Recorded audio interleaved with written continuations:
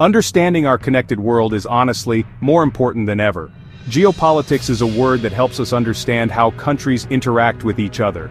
It is the study of how geography, like where a country is located, affects its relationships with other nations. It also looks at how a country's economy, its people, and its technology influence its power and decisions on the world stage.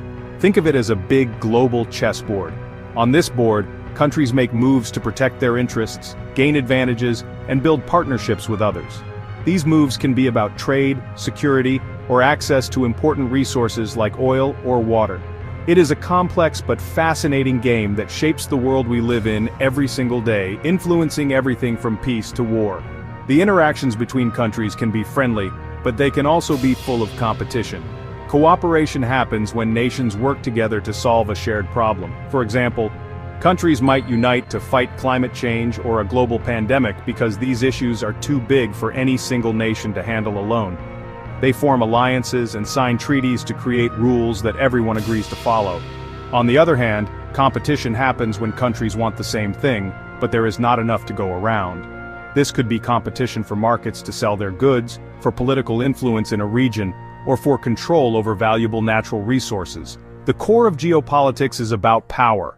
Power is the ability of a country to make other countries do something they might not want to do. This power can come from many sources. A strong military is a very direct form of power. A large and healthy economy is another, as it allows a country to invest in other places or offer financial help.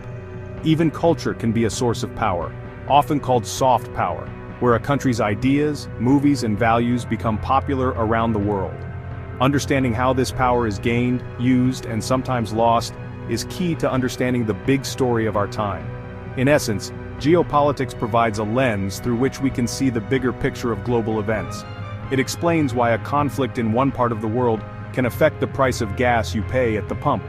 It helps us understand why your government makes certain decisions about international trade or foreign policy.